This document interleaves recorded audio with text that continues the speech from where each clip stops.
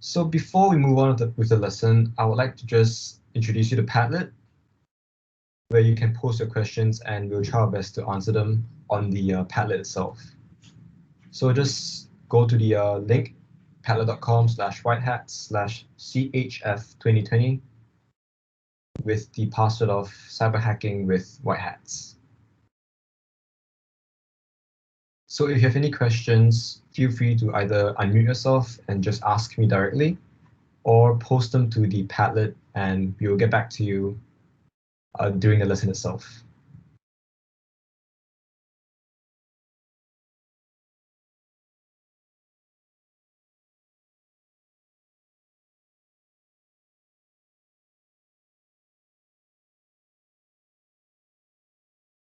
All right, I think we'll just let the rest of the participants join in slowly.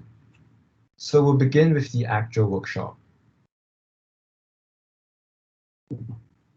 So thank you again for joining us this evening. And in this workshop, we will be covering several topics to get you started with the basics of cybersecurity. As you've seen in the brochures, we'll first begin with reconnaissance, where we find vulnerable targets through the internet or physical mediums. With the data that we find, we then have to extract useful and actionable information through forensics, which covers multiple topics such as cryptography, steganography, and reverse engineering. While these terms aren't very meaningful right now, we'll be introducing these topics to you in the near future. And at the end, we will touch on several common web exploits where we take advantage of vulnerabilities in websites through cross-site scripting or SQL injection. For the first lesson, we will begin with the principles of hacking, reconnaissance, and getting you familiarized with the command line interface.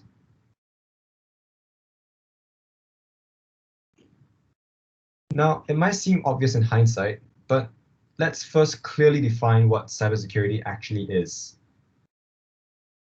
So as a starter exercise, perhaps we can get some responses on the Padlet itself. Or maybe just type in the chat, what do you think cybersecurity actually is? Or if you're feeling adventurous, you can always unmute and just tell me through your microphone.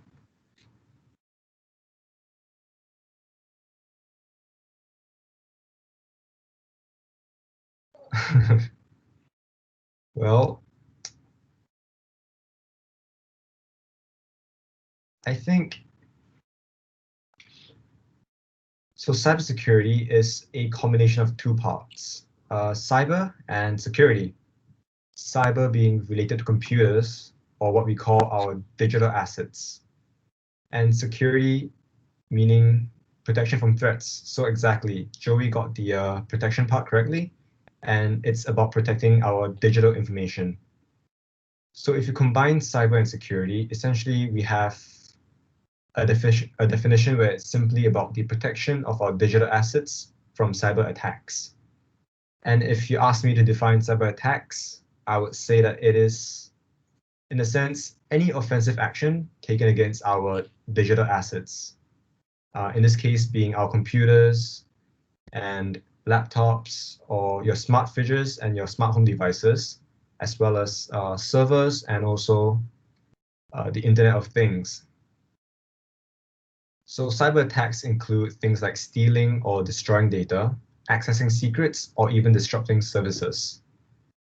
And some recent examples are the attacks on Cisco, Tesla, and even the Norwegian Parliament, where you can see the definitions over here, but essentially all these attacks occurred because of either lapses in protocol or lapses in their physical systems. And of course, all these examples are highly legal. So we have to consider how hacking fits into a legal career and education. With that said, I would like to introduce you to ethical hacking. Basically, ethical hacking is hacking with legal permission. The workshop will focus on a notable subset of ethical hacking known as penetration testing, where ethical hackers, also known as white hats, hence our name, legally break into organizations' digital assets to test and secure their defenses. In fact, from this point onwards, all references to hacking, in this workshop especially, will refer to ethical hacking. So to get started with hacking, we have to practice. And the best way to practice is to have some hands-on experience with cybersecurity challenges. On that note, we can use Capture the Flag competitions, or CTFs for short. CTFs are simply a gamified cybersecurity competition where we solve different challenges for flags, and teams with the most flags win. Of course, CTFs aren't a completely accurate model for the day-to-day of a professional, but they are a fun way to learn cybersecurity skills, and they are very good practice for hacking.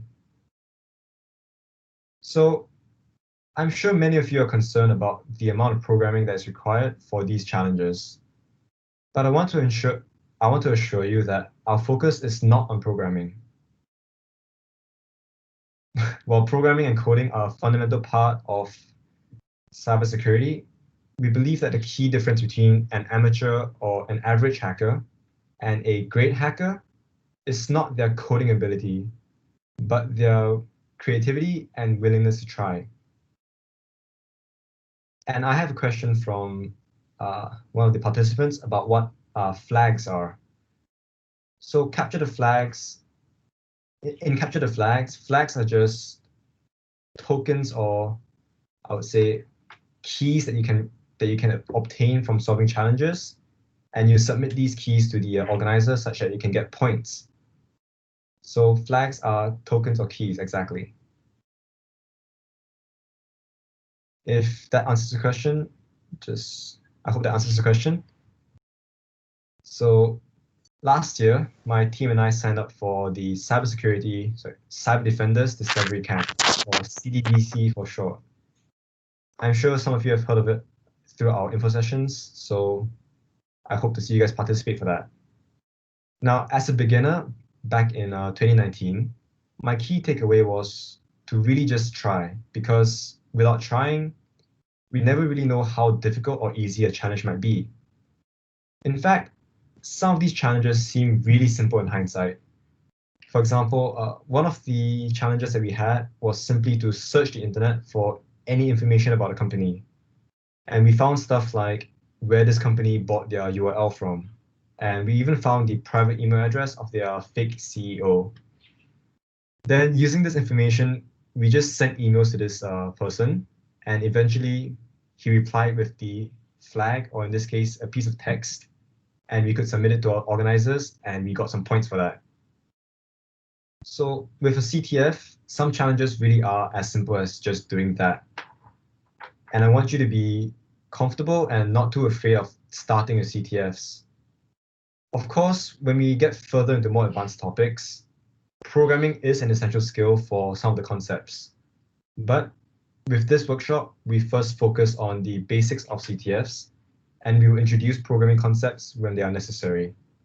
So I don't want you to worry too much about your programming skill or your programming knowledge, and just really come with an attitude of trying. Do I have a question? I'll just mute you, yeah? All right, so let's move on to an overview of the hacker's approach. As defined by Lockheed Martin, the cyber kill chain is a linear model for phases that an attacker goes through.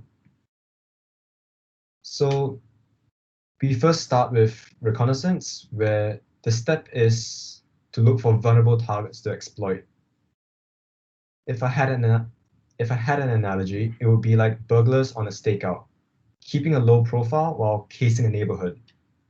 In this phase, we don't want to draw attention to ourselves. Instead, we are just trying to keep a low profile while we search for information and try to get a sense of what the environment is.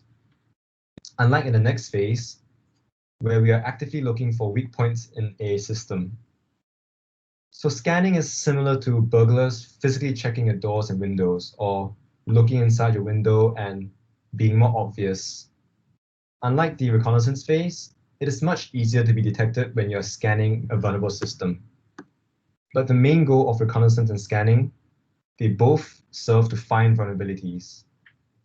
And once we have a vulnerability, we have to think about an attack strategy.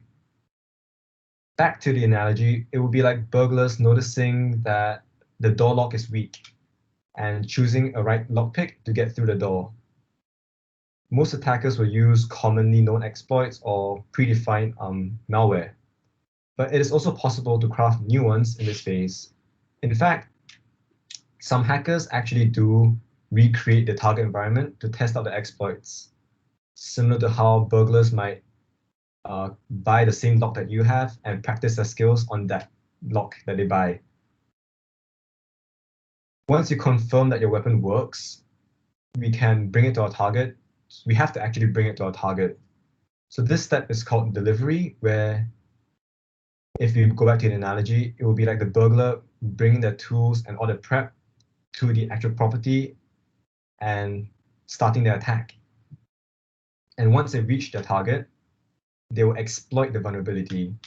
So in this case, back to the analogy again, if the vulnerability is a weak door lock, the exploitation phase is where the burglars will be breaking into the house. And once we're inside the house, we can start moving around and try to gain more access to more secure rooms and places. For example, your hidden closets or your safes where you keep your more valuable items. And this process of getting into more secure rooms and places is more formally known as privilege escalation, where we use our current access to gain more access. Of course, it is possible that the vulnerability is patched. Therefore, we may install more malware on the system to create new vulnerabilities, such that we can come back in the future. And this is how we sustain our access. And back to the burglar analogy, it would be like leaving the basement window unlocked so that they can always come back to the house, even if the door is strengthened and upgraded. And once we have access to the system, and install our software, we can begin command and control, also known as C2 for short. C2 is when the attacker has the ability to fully manage a software in the target environment. So it will be like if the burglars gain permanent access to the house via the security systems, or perhaps they contract the other ones to upgrade the door locks, for example. And with C2, we can then carry out our objectives, ranging from data theft to destruction of services. And a less obvious phase is obfuscation, or essentially, it's a fancy word for hiding. So we don't want to be caught, so we will try to remain as hidden as possible and cover our tracks.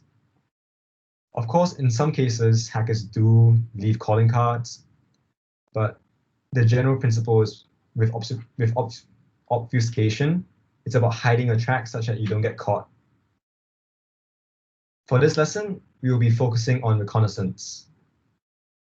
As previously mentioned, recon is the stage where we collect information about targets to find vulnerabilities. And we like to do this while remaining undetected. Therefore, we first have to know more. In principle, it's about finding out more about our target so that we can attack them effectively. And recon can take many forms, ranging from physical methods such as dumpster diving, where you go into a company's trash to look for receipts and any sort of sensitive information they might have released through their trash, to social engineering and internet scanning. In fact, there is an entire field of cybersecurity known as open source intelligence, or OSINT for short. And OSINT simply refers to public information used in the context of intelligence. With everything becoming digital nowadays, OSINT has become a more integral part of cybersecurity.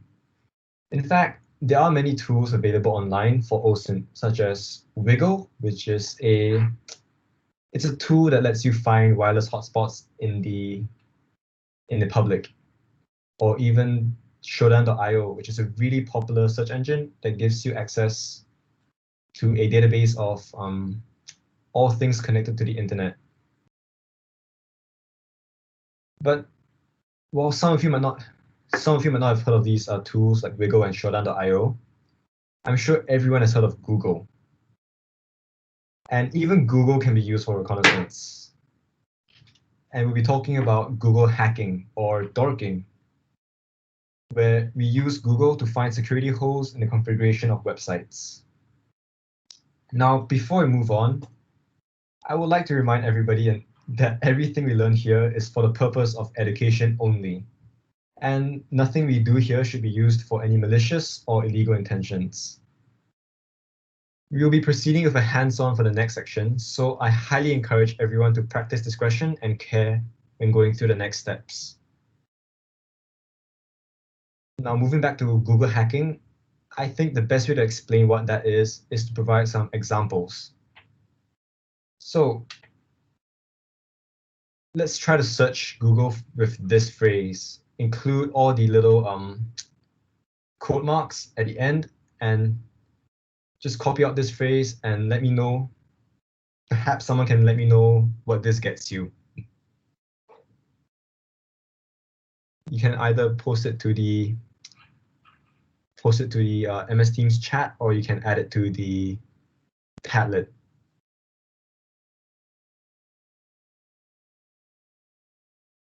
So let's just spend about 5 minutes to try this out for ourselves. Just go to google.com and type out this specific phrase. The quotes in front is a double quote, so just be careful of that.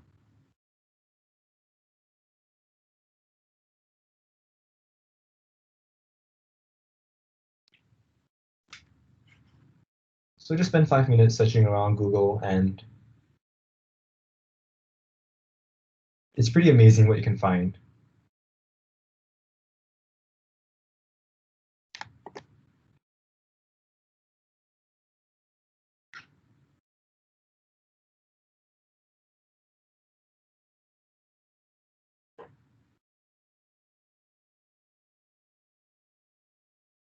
If anyone has answers, feel free to share, yeah?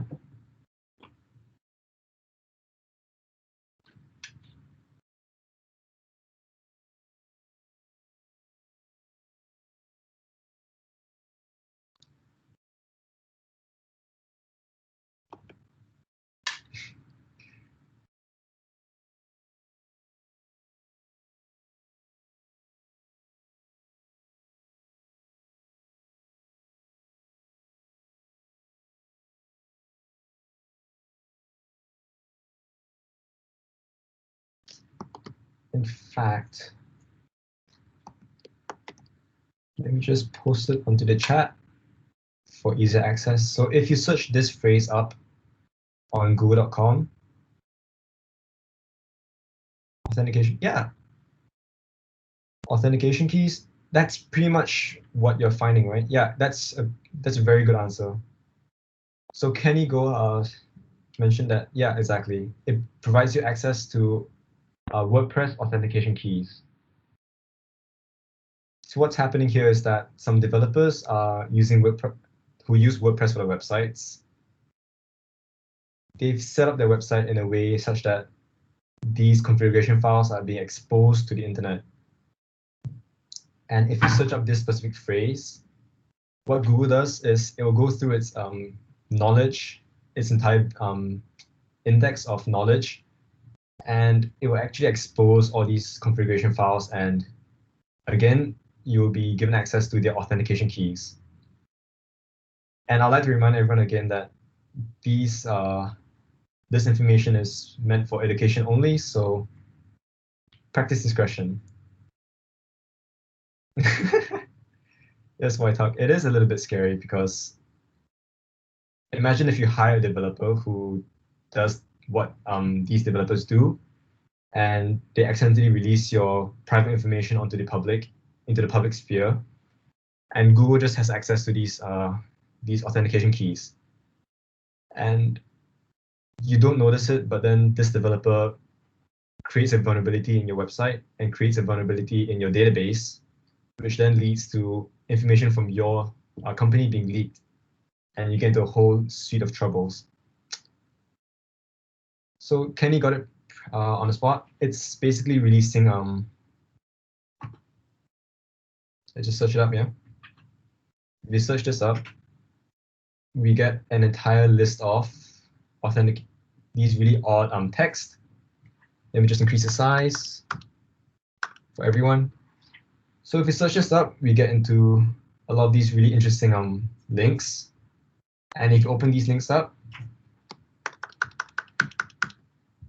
you will basically get access to the username and passwords, which is obviously not a very comforting thought, but it is what it is, right? And I won't test it out live, at least. Not live. Well, I'm not going to test it out now, but again, please practice discretion and don't do anything illegal. I wouldn't know how to confirm if it's valid or not, but you can try it out on your own if you would like. And this is a more visual example. So with this knowledge, what Google hacking does is essentially exposes any sort of hidden files online that aren't actually hidden behind any sort of credentials.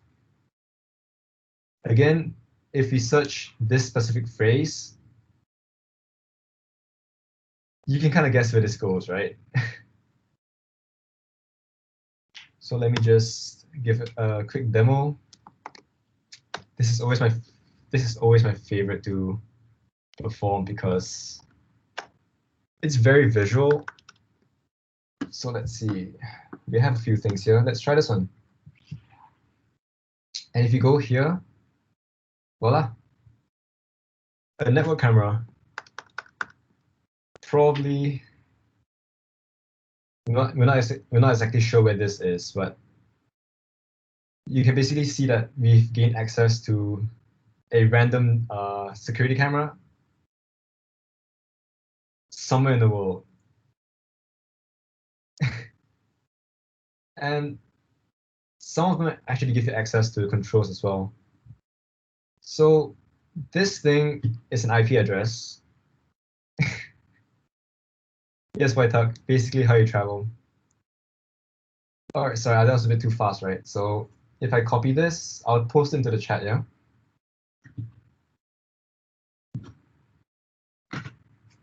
Don't worry about the exact phrase I'm searching because I'll show you a database of all these little search terms you can use. So let's say we have this webcam and we have this IP address, 61.211.241. It's a little bit scary, but that's what it is. There are a lot of things in the internet that aren't very secure. And this kind of highlights the importance of cybersecurity in the modern digital landscape. Obviously, these administrators and developers didn't have bad intentions in mind, but because of a lack of care in setup or a lack of knowledge, these things are ultimately exposed and serve as potential vulnerabilities to a lot of organizations.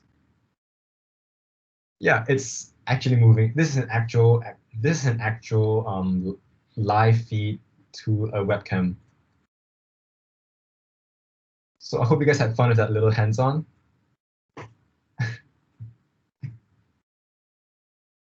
And to explain more why this happens, like I said, we're basically using Google search and there are different services to find security holes in the configuration of certain websites. In fact, there's even an entire collection of these special search terms known as dorks on the Google hacking database. And the link will be provided below. Actually, if you go to the Padlet, the link for the slide should be provided as well. So for those who missed it or joined late, I forgot to bring this up again. If you access this, this will be our workshop's public Q&A board. So if you have any questions, do put it out onto this Padlet, and it will give you access to all the past questions asked by previous members, and it will serve as a sort of discussion space for any cybersecurity hacking fundamentals participants. And those are the slides. Yep. Thanks, Hui-Ning. So Joey has a question about whether this is considered illegal. And again, it really depends on the state laws, so I can't really comment on the legality of it. And it also depends on what you actually do with it. Of course, it is public information, so accessing it for the sake of education isn't really. Okay, this really depends on the laws of the country that we access it in that case, Japan, but this wouldn't be illegal in the sense that we aren't doing it for the. Yeah, it's a little bit of a gray line between legal and illegal, right? Which is why I again urge everyone to practice discretion and just be ethical. I think I went too far. Well, I think I went not far enough.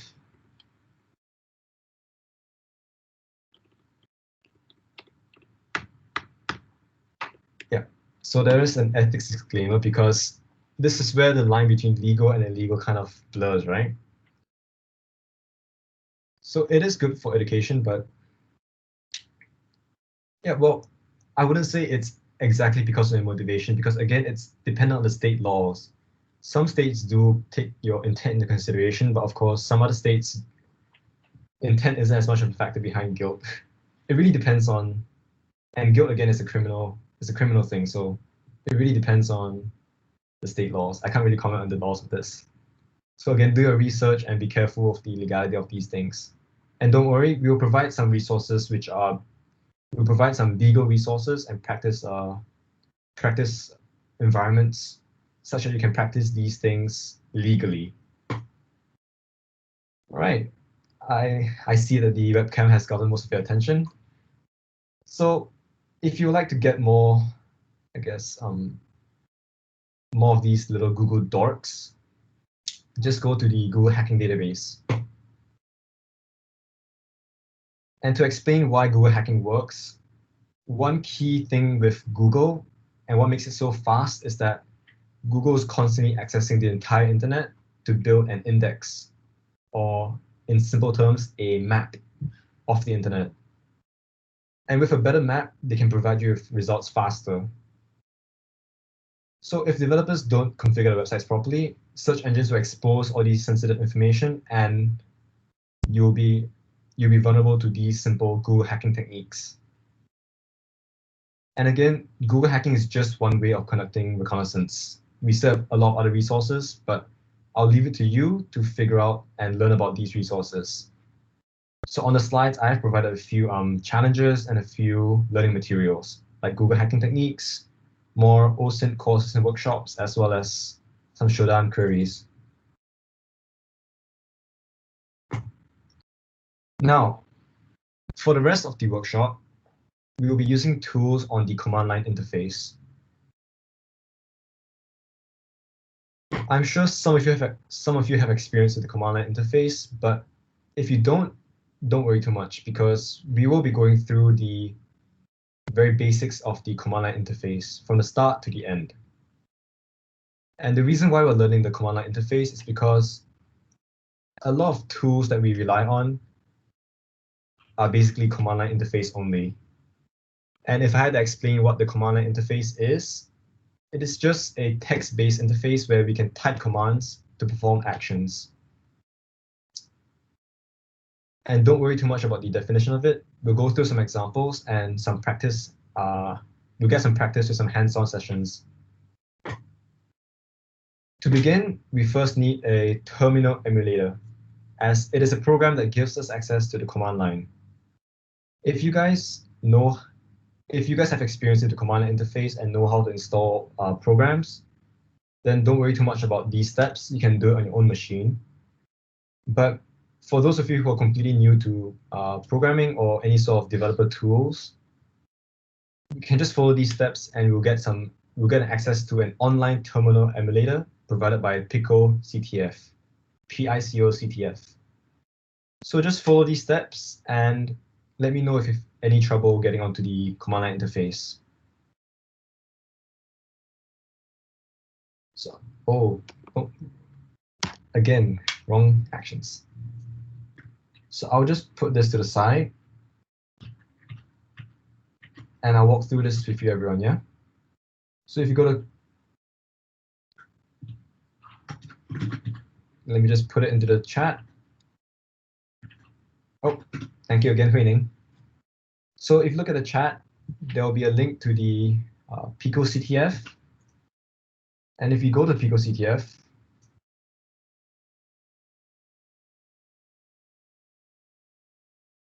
don't worry about this. If you go to Pico CTF, just register for an account and once you're registered, oh wait.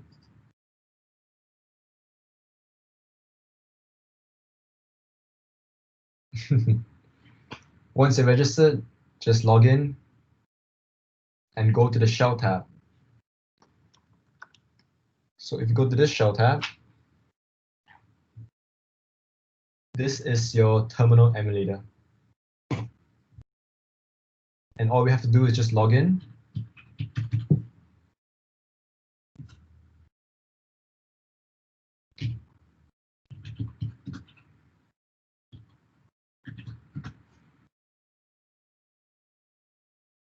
That's how you log in. So take it slowly and just, let's try something. Whoever finishes this exercise and gets onto the shell, just raise a hand. So MS Teams lets you raise a hand, right? So if you look at the UI, there should be a hand icon. Just click on that, and you should be raising a hand. So I'll get a sense of how many of you are done with the setup.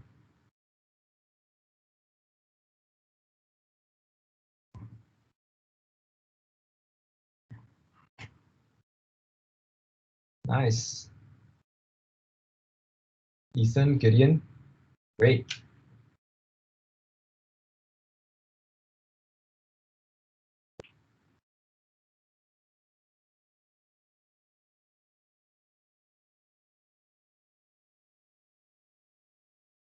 Let's take about 10 minutes for those of you who want to go for a break or get some water. Okay, no, not 10 minutes. We don't have that much time. How about 5 minutes, yeah? Just take 5 minutes and just sign up for the service, log on and try to access the shell. And for those of you who are done, can just take a break. We'll come back at about 8:42. All right. Once everyone's done, just raise your hands and I'll see you guys at about 8:42, yeah?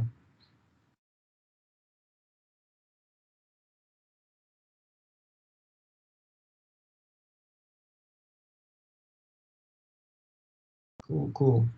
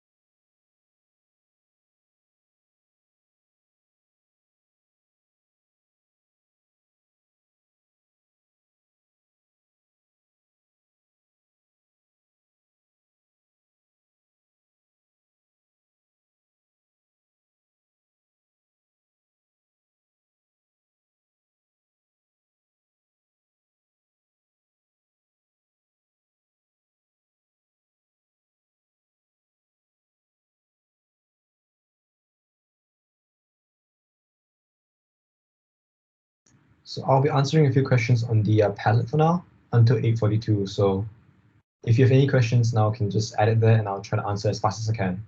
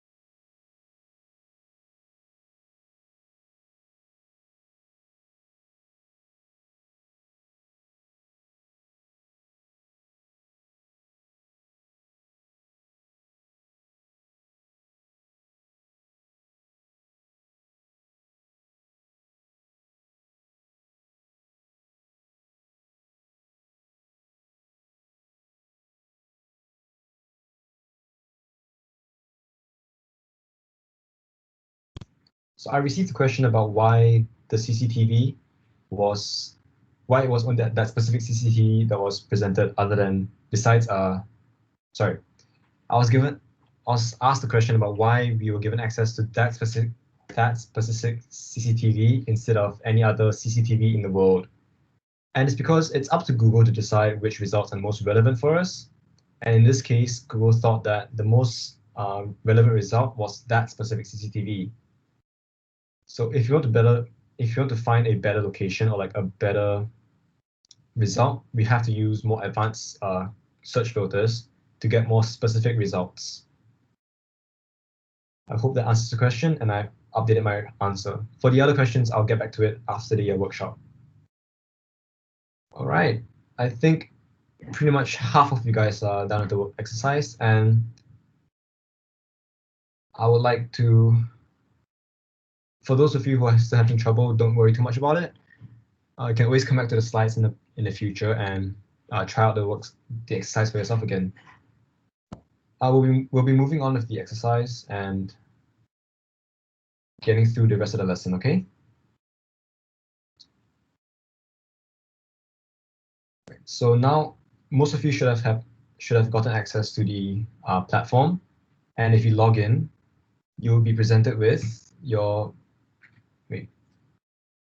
the command prompt.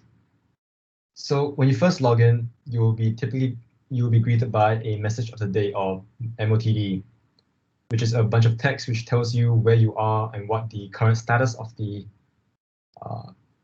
server you're on. And after the MOTD, you'll be given access to command prompts where you can issue commands. If you begin typing, you notice that you can put text after the $sign, and the $sign denotes the end of the command prompt, after which you can have actual text input. And before we continue, I would like to introduce you to Bash. So Bash is a shell. And in simple terms, a shell is just a type of program that runs your commands. So when we type commands here, we are typing commands in the Bash language. So this is sort of a programming language, but we don't need too much of it because we'll only be learning the very basics of Bash. So ls, cd, make dir, mkdir, mv, co, and rm, these are the most fundamental commands you'll be using for most of your challenges in picoctf. So I've given a table here of all the different commands and the meanings, and I would like to introduce you to, I guess, a few examples. So try typing ls and you shouldn't see anything. If you type ls,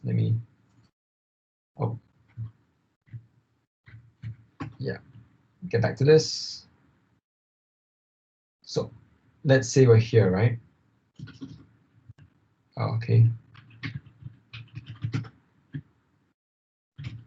Okay, my session timed out, but no worries. Just refresh and log back in.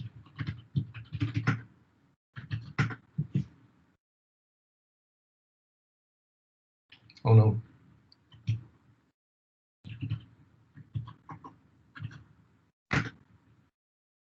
All right, so if I type ls, technically, if I type ls, I'll be presented with nothing, right? ls, nothing. That's because ls, as you mentioned before, gives you all the files in your current directory or the current folder. And with a new session, with a new account, you will have no files in your current folder. So to add a folder, let's use mkdir. So if you type mkdir, which is short for make directory, mk for make, dir for directory, make the space lesson1, no spaces. So lesson1 becomes my folder name. And if I'm losing any of you, just type in the chat or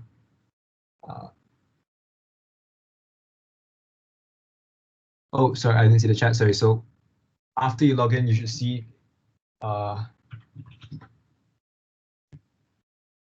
okay, sorry, let me just go from the start again. So Kenny Go asked, what should you see after you log in? So if you type it in and you type in your password, and yeah, sorry. Okay, not this again.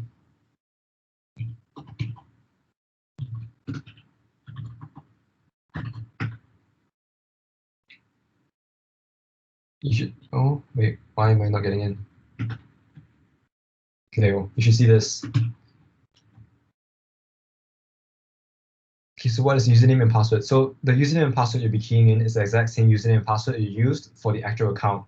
So if you created your account with, let's say this is my name, Brian Miley, your username will be Brian Miley and your password will be the same password as the PicoCTF account.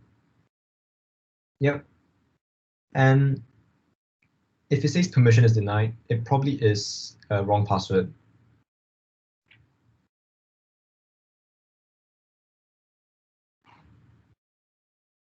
We can just use a command prompt for this. And if you're using a Mac or if you're using Ubuntu or if you're using Windows for Windows subsystem for Linux, then it will be the exact same commands.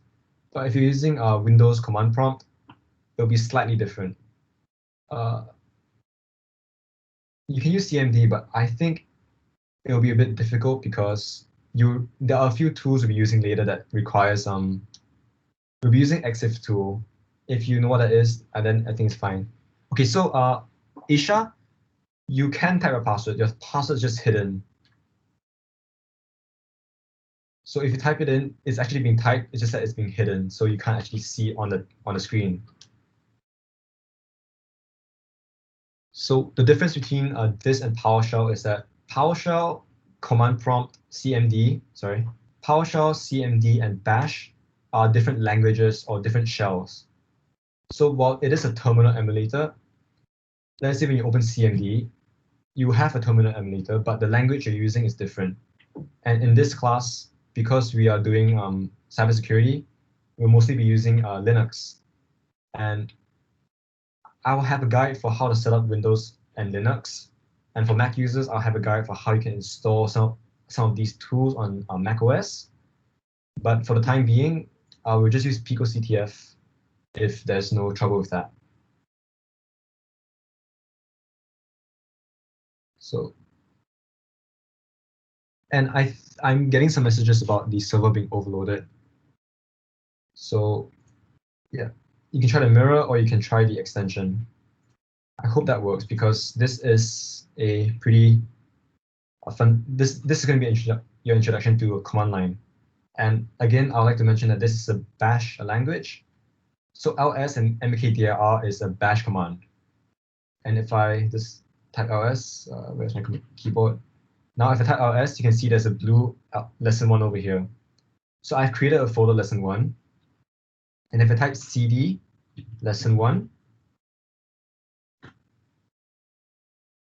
something changes, right? So CD is short for change directory. And if you noticed, after I type CD, lesson 1, the part behind my $, let me just increase the size again. Oh, it's really max. Oh, the part behind my $, is now squiggly / lesson 1. Oh, Lord. Okay, I hope this is good. So squiggly is just short for my home directory, which is a home / Brian, but they don't really show it. And slashes are just separators between folders. So squiggly / lesson 1 just means that I'm in the lesson 1 folder under my home directory. Squiggly. And one thing I would like to make clear is with Bash, every command has a very structured syntax. So if I go back to the slides, every command begins with the program you want to run. And think of programs as little apps that do one thing and do it really well. So ls is a command, is a program. cd, mkdir, these are all programs that are built into Linux. So think of programs like an app that does one thing well. For example, your internet browser takes a URL and gives you a web page, or Microsoft Word takes a Word document and gives you a UI to edit that Word document. So command line programs work in a similar way, where they take an input and they provide a result. So ls takes the input of, sorry, ls takes no input with some exceptions, and outputs the text to represent the current contents of the folder.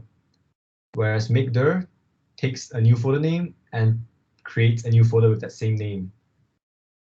So again, it's like an arrow, right? Put a Word document into Microsoft Word and get a UI for Word documents. Put a new folder name into makedir and you get a new folder. So we'll be using something called curl, which is a program that takes a URL, and displays the data as text. But if you give it a big O, then it saves the data into a file. So that's just a general syntax. That's just a general structure of it. And we'll have a hands-on of the Pico shell. So if you go to the challenge problems, you can try to solve the soul meta challenge together. So let me just reduce this back to 200, because I think 300 is a bit too big. It's lagging.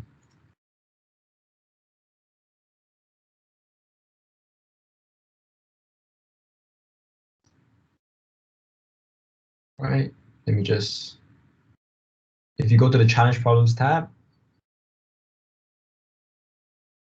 you look for soul meta. This one. Oh, okay. There's a picture over here, right? So just copy the picture link, copy link. So for everyone, just go to the challenge, get the link of the picture, and we'll try to, okay.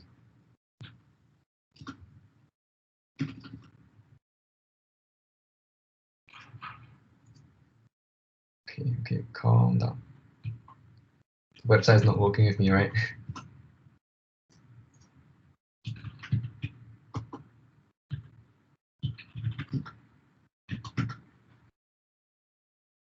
So hope everyone's working properly.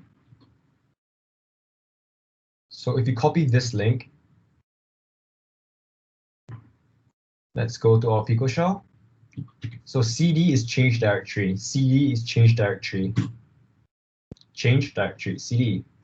cd lesson 1. And you'll be in your lesson 1 folder. If you type curl and you paste the link, so just paste, let it paste. I think if everyone's signing up for this, it's a bit slower, but it should work eventually. Copy the link, paste it, there you go. If you type this and you hit enter, they'll give you a warning saying, oh, binary output can mess up the terminal. because this is an image file. So what we want is to type curl -O space and paste the link. And if you do that, it should download the photo. And if you type ls again, ls short for list, you get the Pico image. Are you on the 2019 Pico CTF? Because the Soul Meta Challenge is a 2019 problem. Okay, let me just, no worries, we don't need, no, just take the photo.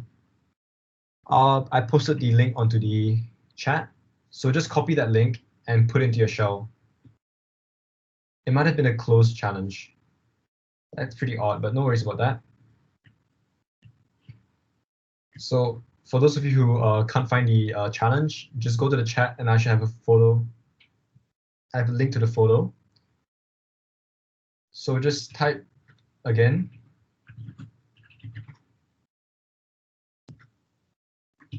If you type curl, if anyone knows what curl stands for, just let me know. So curl -O, paste the link in, and if you enter, it will download the photo onto your shell. And just the syntax of any bash program is the program, any options, and then the input. So the program is curl. The option we want is a capital O, so it's a -O, and then the input is just the URL for the picture.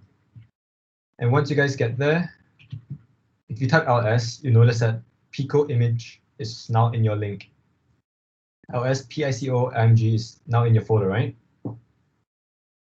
And the challenge, unfortunately, for those of you who can't actually access the challenge, you can't really solve it. But this challenge is asking for the flag in this picture. If you look at this picture, okay, let me just open this picture. This picture is just this little cryptic circle. But they're asking for meta, and the hint is meta. So what we want is a metadata. So for every file, there's actually a little bit of metadata, and we'll be covering this in our forensics class. So that will be this is currently week 3. We'll be covering forensics in week 6. So if you're interested in more of this, oh, that's logo. Yeah, I did not notice that. I thought it was a capital P. But if you're interested in more forensic stuff, you can come to our lesson for week 6, and we'll be introducing you to more of these forensics tools. So EXIF tool is a very common beginner-friendly tool for examining metadata. And this is the reason why we're teaching you the command line, because EXIF tool is primarily used in a command line. And if you type EXIF tool pico_img.png, if we hit enter, what happens is that EXIF tool will take the image and it will read the metadata. So I hope you guys can see the text that's on my screen, but if you read the metadata, you notice that the artist is Pico CTF, Soul Meta, FFD, blah, blah, blah. And that is our flag. And this is essentially a game. It's essentially multiple challenges you can try to solve. And upon solving, you receive a flag. And when you have the flag, you can submit it. Okay, that's the wrong one. Copy that. When you have a flag, you can submit it. And you get a confirmation message that you submitted the flag. And I've gotten a score of 500. Pretty measly score, but that is essentially the essence of a CTF. So I'll leave it to you guys to solve it for yourself, or try out the other challenges if you're interested. But that is essentially the essence of a capture the flag competition challenge. And some of you mentioned that you would like to use the command line interface locally. So I have provided a guide, or sorry, resources to guides to let you download Bash on Windows, and for macOS users, how you can use the terminal to access the exact same text on your local machine. so you don't have to worry about having an internet connection or worrying about the server slowing down. So that's 9 p.m. and I hope you guys had fun with the lesson. I hope you guys had fun with the webcam, the passwords, and also the command line interface. I know it's pretty hard to get into the the command line interface this quickly, but you can go through the slides again and go through further resources. And I'm sure you'll find some very interesting things to learn about the CLI. And as I said, if you would like to use the command line interface on your local machine, you definitely need to get more tools or more programs. So to install more tools, we use what's called a package manager, which is essentially an app store for these command line interfaces. So for Windows with the Windows Subsystem for Linux or WSL, you can use the apt-get command, which is the same for Ubuntu. And for Mac OS, you have to install something called Homebrew. But once you have Homebrew, you can learn about how to use Homebrew, and it's one of the best programs you can learn for Mac OS.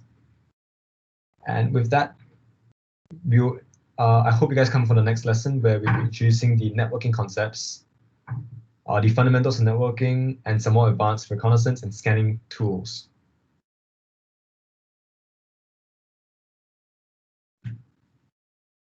Now, I'd like to open the floor to you guys for any sort of questions and also to have any discussion on the Padlet itself.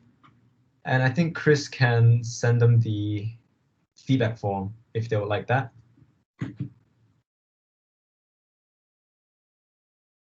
All right, so what happened to the other questions?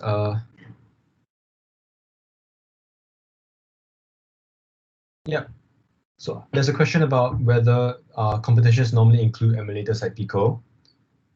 And it really depends on the competition because Pico is meant for beginners and it's meant for easy learning. So Pico provides an emulator, but with other competitions, they might not be so kind.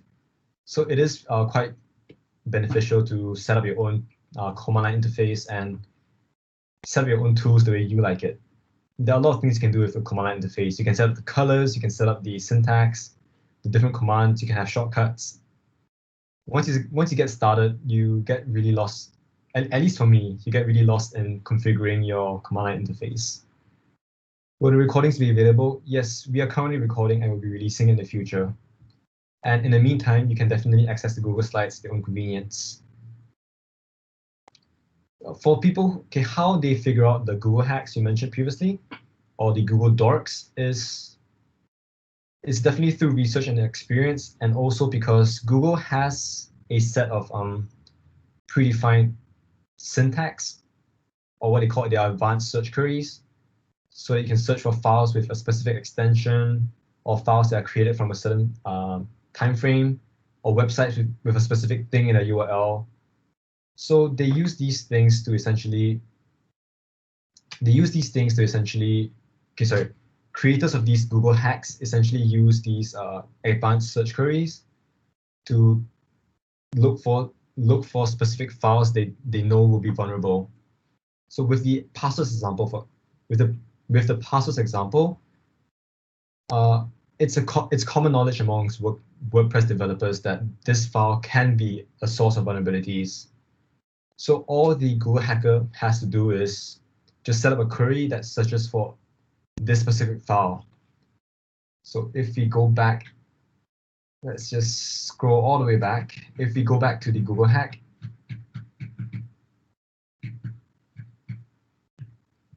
what they're asking for is they're looking for a very specific piece of text, MySQL database password, in a file that has an extension of either text, config, or environment, or init. So there is little syntax to Google searches actually. And let me just search it up.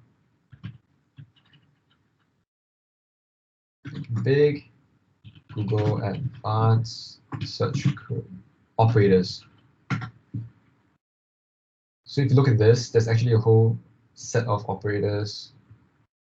There are a lot of write-ups about this, and Google hacks take advantage of these advanced queries to get you specific results. So for example, site or source, in text, all in text. There should be a table somewhere. If anyone finds a good table of like all these different commands, then definitely add it to the discussion on Padlet, and we'll definitely approve it for posting. What do we need to type inside the emulator? So if you're in the login screen, just type in your username and password. Just note that for all emulators, passwords are normally hidden, so you can't actually see the text typing out. But just don't worry, when you type it, it's actually being recorded. The line between legal and illegal, yeah, I think I answered that. Basically, it depends. So the -O option, so -O or capital O. So capital O basically tells curl that you're not trying to display the website. Instead, you're trying to download a file.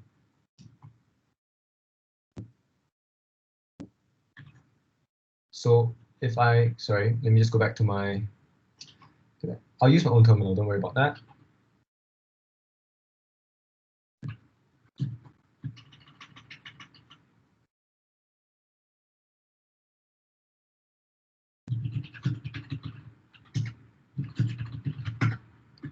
So with curl, if I type let's say google.com, it'll tell me that google.com, okay, this isn't the actual site, but it'll basically print out the HTML for google.com.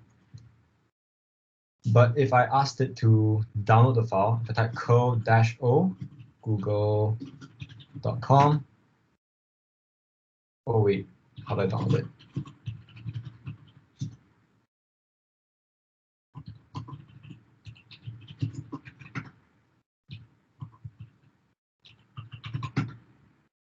Well, that's new. I've never tried that before. Would anyone like to help? With capital O, it should, okay, hold on.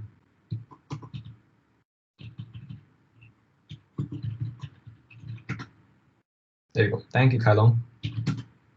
So if listed, now it shows me the file as index.html. And basically, it shows me the entirety of the file, which is massive, so don't worry about that.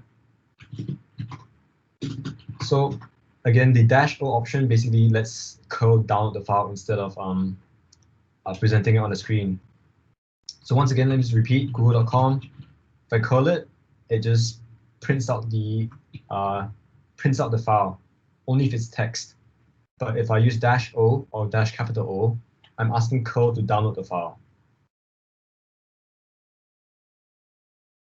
Okay, so someone asked if there are any recommended YouTube tutorials or web pages for a crash course. And if you look in the further resources for the course, there's actually a link to Try Hack Me.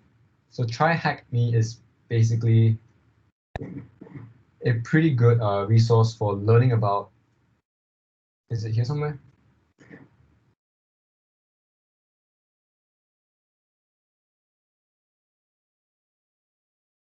Might be this, yeah. So if you look at the beginner level introduction to OSINT, it will give you a link to Try Hack Me, one of the Try Hack Me's OSINT rooms, and it's a very good introduction to cybersecurity in general. It's a very beginner friendly cybersecurity competition site. Does the webcam hack work for a specific location? Well, let me think about that. It really depends on whether. Brian, what was the question again? So does the webcam hack work for specific locations? The Google one, is it? Yeah, I think for that one you don't really need Google hacking because. So specific locations. Okay, so the cameras are okay. Hi guys, Chebun here. So for the specific location question, it's a very good question because you are thinking about if the camera is can we pinpoint a camera of a specific location? Yes, you can because IP addresses are are given specifically to parts of the world. So imagine addresses, there are certain blocks of addresses that are given to certain countries.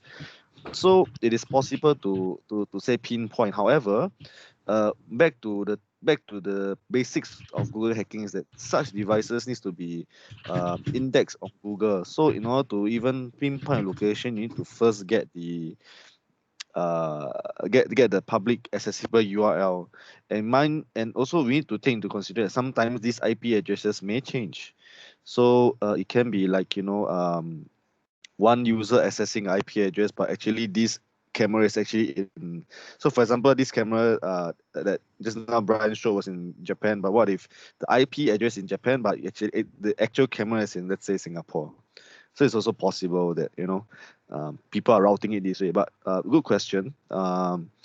We need to look at it from a different perspective when we ask about location, because there's many factors when it comes to the internet. Yeah, and I think you're asking if your webcam is hackable, right? So with most modern routers, I think they don't expose the local area devices to the public internet. So it shouldn't be too much of it shouldn't be exposed to the public internet per se. But if you're curious, you can actually run. This will be for next lesson, but we can actually run a network scan for your local router. So if you're curious, just search up what Nmap is, and you can try to scan your local network to figure out if your network is actually exposing any of these services to the public side of it. So I think I can try for myself, but I'm not too sure. I haven't practiced Nmap in a while, but so forgive me if it's a bit messy. But essentially what happens is with Nmap, you can scan a network device, in this case, my network device, my router, and it'll basically check if any of these ports are open. So in this case, there's a BitTorrent tracker, there's SNet Manager, there's Microsoft DS, not sure what that is, HTTP, NetBIOS, and domain. So these things are, this basically shows that at least in this range, or at least in the at least for the ports that are open, there's no webcam service being exposed on my router. So you can always try that for yourself if you like. And yeah, so there's two questions there, right? So Boone answered your location question, and I hope I answered your question about whether your house is hackable. Okay, let me see. Someone asked, did I learn all of this through White Hats? And I would say I didn't learn it through White Hats, but White Hats was the society that empowered me to learn these things. Because as a student society, we want to empower our students to actually pursue all these cybersecurity knowledge out of their own volition. Because cybersecurity is a very broad and very large field. And I think it's pretty difficult for any single organization to provide you with the entirety of the knowledge base in cybersecurity. So like I said, our main goal is to get you started, get you interested, and hopefully you'll seek out these knowledge material yourself. In fact, it's why we have our Telegram group, and you should be part of the 2020 Telegram group and the main Telegram group. And you see our seniors like Boone sharing a lot of articles about different cybersecurity events and incidents. And it's just a way for us to share with you guys what we hope you guys will be interested in and discuss if you guys would choose to do so. So I hope that answers the question.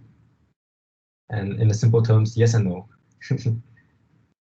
Oh, so someone asked where they put the artist name after they find the flag. And unfortunately, from what I'm gathering, some of you aren't actually able to access the So Meta challenge.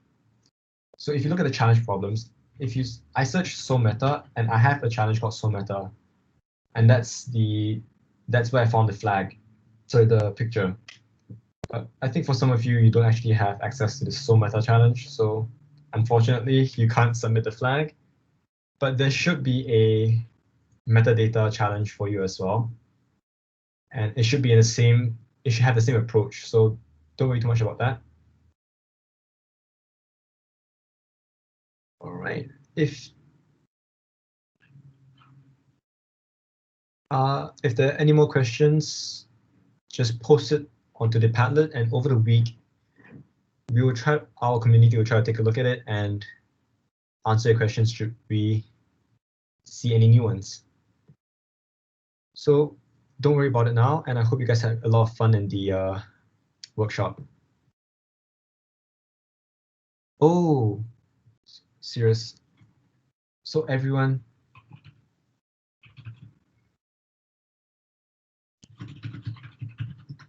oh, my bad. What was this? Oh, this is annoying. Okay, let me just, this is kind of annoying actually.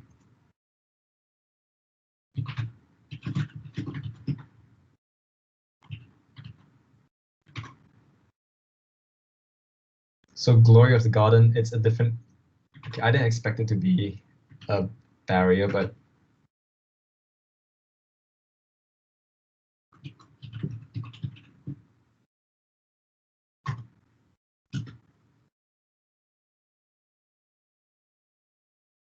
seniors, can I get some?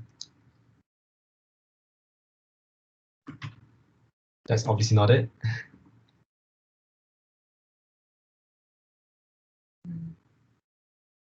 I think I used hex at the previous time. Strings.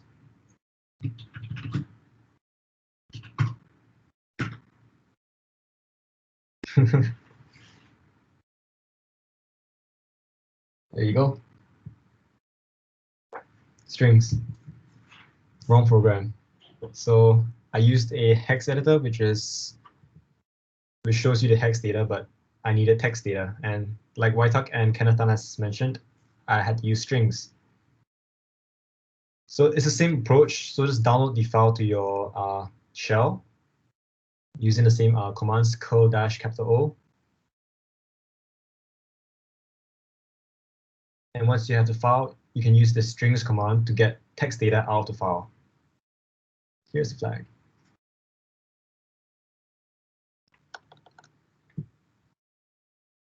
Perhaps I should have started with that challenge first, right? So I'll update the slides to include the Glory of the Garden challenge first, but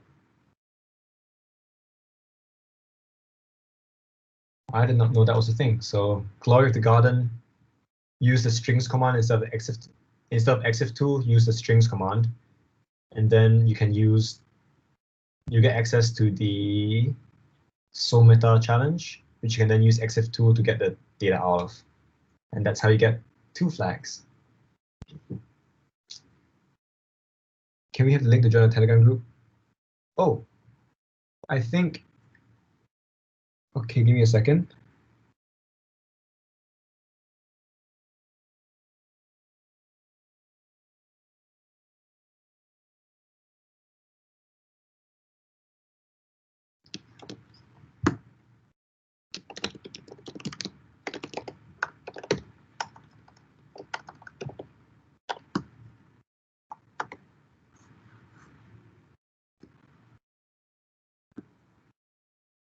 How do we access the Pico shell if locally on like WSL? So what WSL does is it installs a version of Ubuntu onto your, what would you say, onto your Windows machine, and it runs it side by side.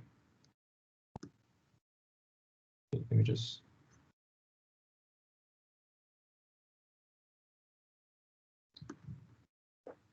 So once you have a WSL, you actually have a shell, which is basically this. And if you type BASH on your CMD, okay, let me just rephrase this in a better way. So assuming that you've already installed WSL, if you open up command.exe or CMD, and you type bash, it'll give you access to your WSL commands. So you'll be given access to your Linux commands. And I apologize if I'm not as sure about WSL because I'm a Mac user. So if I have any Windows users on the call right now, feel free to help me answer. How do we access the Pico? How do we access the shell like Pico CTF on WSL?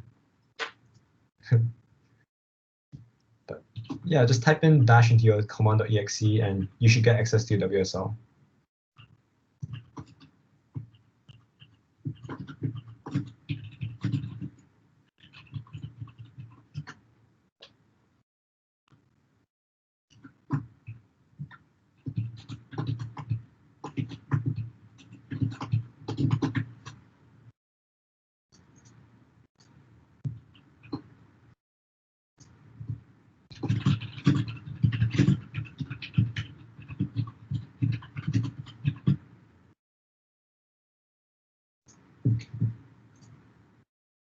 How do you solve SOMETA? Okay, so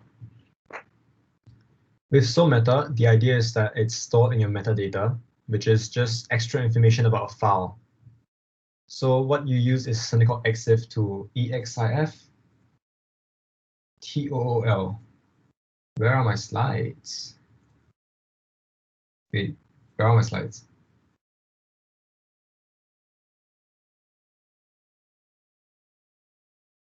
So for using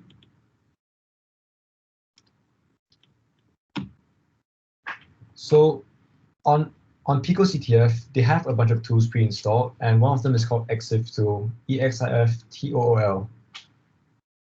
Use exif tool to get information on the file. Basically, exif tool space pico underscore img.png, and it will present you with the metadata in text.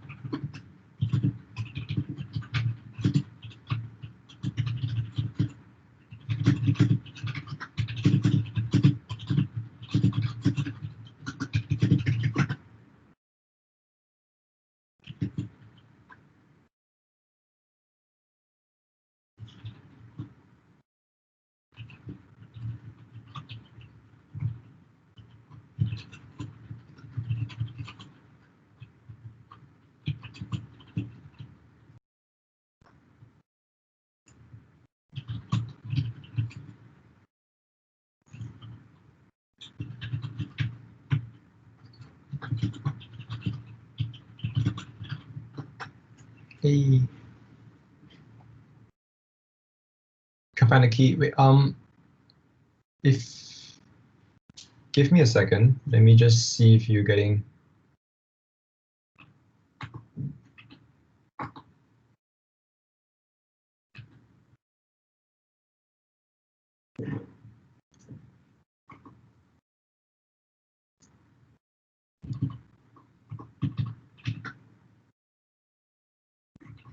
So for the SOMETA challenge,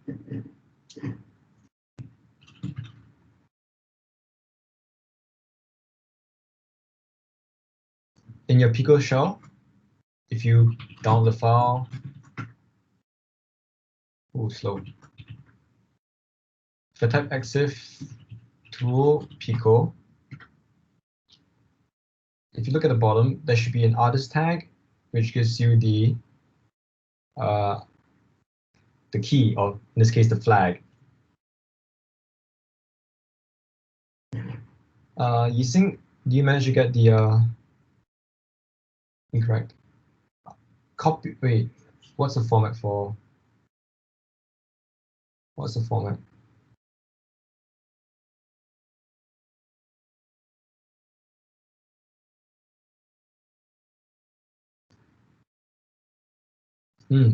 Well, perhaps you might need to use the flag from this picture instead of the link I sent. Thank you, Jiang Wei. Thank you, White Hawk.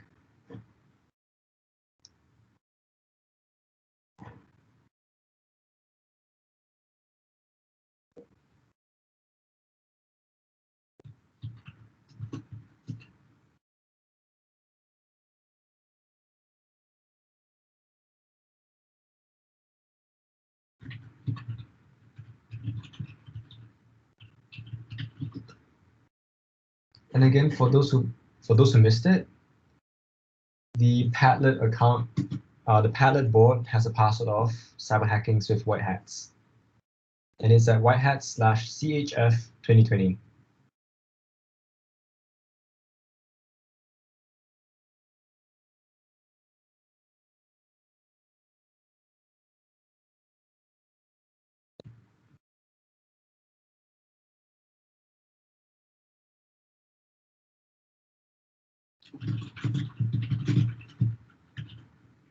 With that, I hope you guys enjoyed this session. And okay, so Isha has asked if I hope you guys enjoyed the session and that you guys learned a little about cybersecurity. And I hope to see you guys next lesson. And now, sorry, back to Isha. Sorry, you mentioned for Isha, she's asking what are we trying to find in the garden challenge? So with the garden challenge, we're actually looking for a piece of data within the file itself. So it's not within the metadata, but in the actual data. So for that, we actually have to use the strings command. So Zahai asked how many lessons do we have in total? And there'll be 10 lessons starting from this week all the way to November 5th. So that'll be about week 12, right before your finals and all the fancy stuff. But don't worry too much about it. We will try our best to. Jianmin, the challenges are actually different per person. The flags are slightly different per person. So the idea is, okay, I'll just use my shell. Sorry about that. For Isha, once you download Garden, yeah, you sing exactly. The key is different for everyone's link. Once you download Garden with curl, you can use a strings command. So what the strings command does is that it takes any sort of data, in this case, an image, which is the same thing as just data, right? Because it's just data. It takes any data and it converts it into text. So strings, if I take stringsgarden.jpg, what happens is it converts the entire image into text, and at the end of it, you notice that the text actually reads the flag. And in my case, it's this flag, but for others, it might be different.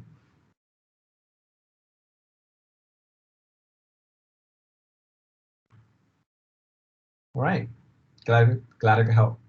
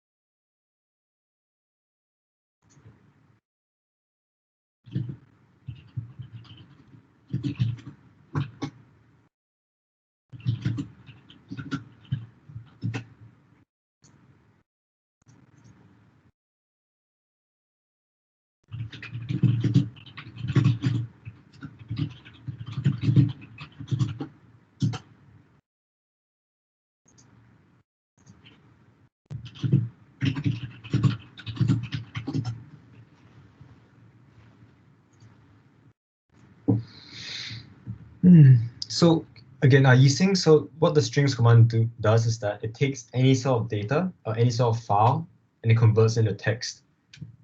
So this will be part of our forensics class as well, which is in week 6. So as a quick summary of what it'll be covering, the idea is that for any piece of data on a computer, it doesn't matter if it's text, a video, an image, or audio. Fundamentally, it's just ones and zeros. So it's just data. Give me a second, Bradley. So what strings does is that it takes the data and it pretends that it's text. So instead of treating it like PNG or treating it like text, so treating it like a photo, it treats it like text. So I think the best way to explain that is I just Garden. So if I open Garden with my preview file, with my preview app, it gives me an image of a garden, right? But these ones and zeros don't have to be an image because the computer doesn't know that it's an image. It only knows because of a few bytes on top and also because of the extension.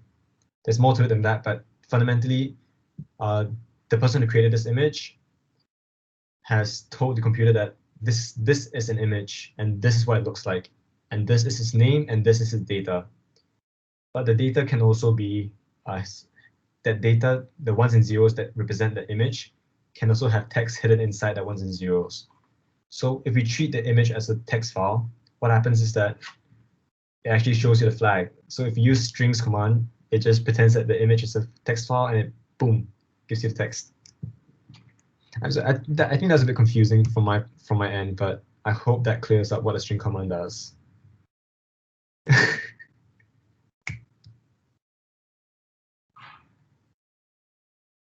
For anyone who wants to ask a question on the microphone or wants to just type it under the chat, just go for it. Would it be slides for the garden challenge? Okay, yeah. So I'll add the part about the garden into the slides so that you guys can actually refer to it and have more context about what it is. Because I think I didn't expect the garden challenge to be hidden behind. So I didn't expect the Soul Meta challenge to be hidden behind the garden challenge, but I'll just add it in as a precursor step to the EXIF2 challenge. How many different ways of finding the flags are there? Sorry, I hope I didn't miss the person who was asking that question. And that's the beauty of a CTF, because the CTF fundamentally just expects, the format just defines that you solve challenges to get flags, but it really leaves the way the challenge is solved up to the person who's hosting the competition. So there are challenges that essentially ask you to, for example, scan through a video, like just go through frame by frame, look for a certain thing in a video. Or there are challenges that require more specialized tools like EXIF2 or strings. And there are even challenges that are more programming focused that ask you to like write a program to do a certain thing. And I think when you want to get into more of the advanced topics, you also have things like how do you figure out what this program does? So how do you reverse engineer this program? Or how do you decompile this certain Android application to figure out what this application does or what the secrets are? So there's a lot of things you can do. And actually, CTFs don't have to be confined to cybersecurity. In fact, you can actually have it, you can actually apply the CTF format to pretty much anything. So not just cybersecurity, you know? But it just fits the cybersecurity model of challenges for flags pretty well. So what are your thought processes like before starting to solve a challenge? Okay, so for me personally, I will look for hints because I think hints solve a lot of the initial confusion. But after you kind of after you filter out the completely impossible solutions, it really is a little bit of luck and a little bit of intuition. So sometimes you might receive a file that you notice. What I mean by luck is that there isn't ever a clear solution. So it really is just throwing things against the wall and seeing what sticks. But sometimes it's also about your intuition. Like if you receive a text file, but the text file is just a bunch of garbled, it's just garbled text, like it doesn't make any sense and a lot of like weird symbols, then you might start to think, oh, it might be that this person just renamed a picture as a dot text and my computer is just treating it weirdly. Or if you are given a website, for example, let's say they bring you to a website, there are a few things you can always start with. Like you always like try a few things. That you'll inspect the elements, you'll check the network sources, but then you will try to have your intuition guide you, and also a little bit of luck. So you just throw things against the wall. Honestly, it comes with experience, and I think with the advanced, more technically gifted capture the flag participants, they have a very strong intuition for a lot of these challenges, and they have experience, and they can draw from that experience to build, like just take that first step. So that's why for this workshop, we really are just trying to get you started with CTFs and get you started and moving. Because once you start moving and once you start solving these challenges over and over again, eventually you will get that intuition to just know how to solve these challenges. How many different ways? What are your thought process? Can I link? Okay. Are there any common year 1, year 2 mods that I can use to tell if it would be good in cybersecurity? Well, that's an interesting question. Fundamentally, I think there are a lot of aspects of cybersecurity that covers a lot of topics. So it's kind of hard to pinpoint any specific modules that might help you. But if you have a chance to give, it really depends on what you're interested in, Bradley. So if you have a chance to take any of the CS modules, the computer science modules, I'll recommend you take the year 1 computer hardware and embedded systems module, which gives you a pretty good understanding of assembly and basically how programs actually compile. So that thing will help you get started with reverse engineering, and it will help you a lot with understanding how to actually read reverse engineered code because it's on assembly. But again, if you're interested in networking, so like all these web exploits or any sort of vulnerabilities in the web, then you can always take the networking course. I think it's 204, the CS 204. But again, it's really not about any more specific modules that you can take because it's really about just having the just being willing to try out different things and learn different tools and learn different concepts and expand your basically grow the size of your toolbox. So I wouldn't say that you can just because like I wouldn't say that you can. I wouldn't say that a specific module would be a good indicator of whether you'll be good in cybersecurity or not. So just don't get too discouraged about it. If you feel like you have trouble with assembly, for example, it doesn't mean you'll be bad in networking. It doesn't mean that you're bad in cryptography. So just hope you try it out. And we've just been joined by Key Hop Tan. Hi, Key Hop. Hello. Sorry, I just joined. No Yeah, worries. Chobun. Sorry? No, Chobun asked me to just take a look as well. Yeah, we are actually going through the any Q&A from the participants. And Okay. yeah, we're pretty much done with the content delivery part. I see. No worries. So can joining open CTF competitions beef up your portfolio in terms of landing interviews? As in, does it mean anything to employers? Well, that really depends on where you're trying to go, right? Because I think Boone would have been the better person to answer. Okay, actually, Boone or Keyhawk, would you like to answer this question? Do employers care about CTF competitions?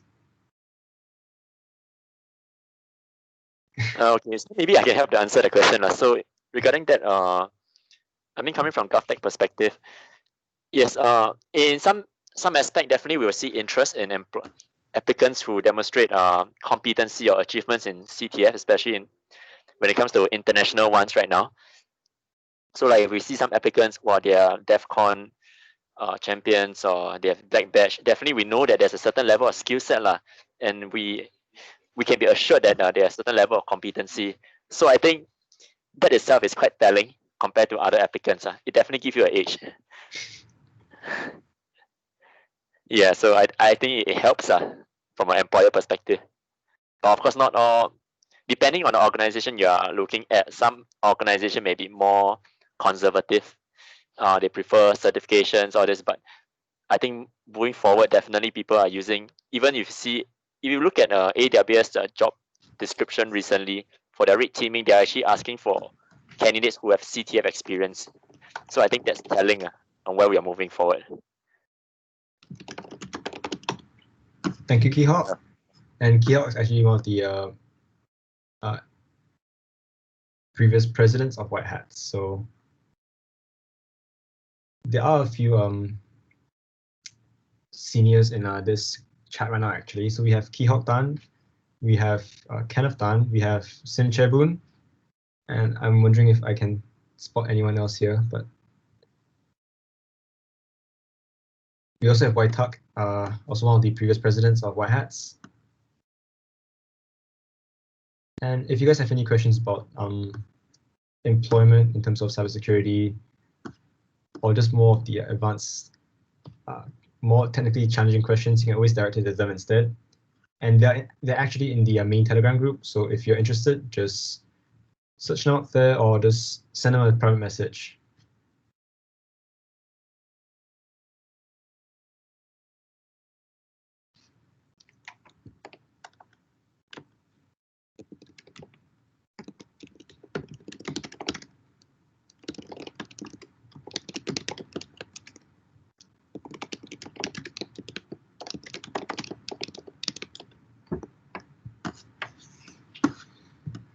All right. So Kenneth actually brought up that there is there's currently a CTF organized by CSIT right now. So if you're interested, you can just sign up sign up on the link that he provided in the chat.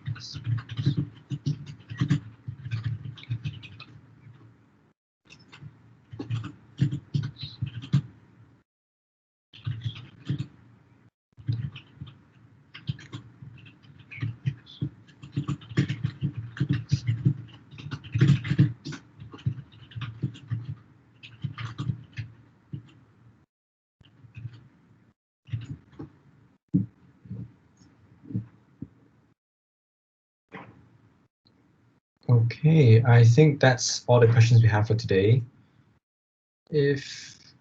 All right, thank you, Yisin. Have a good night, and I hope you enjoyed the workshop. For everyone else, if you're still curious about any question, if you have any questions that you'd like to ask the senior White Hat members or our current executive committee, feel free to put it in the chat or just turn on your microphone.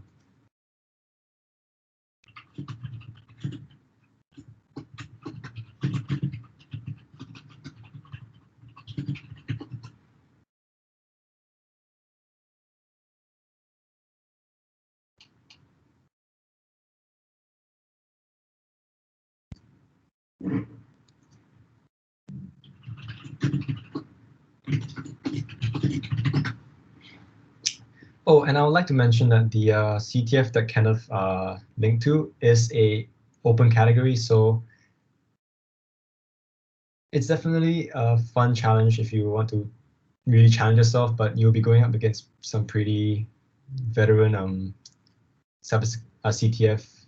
You'll be going up against some CTF veterans, so don't get too depressed if you are trying it out and it's a bit difficult, because once again, if you're just starting out, it's definitely a lot of there'll be a lot of experience that you might need to get from that.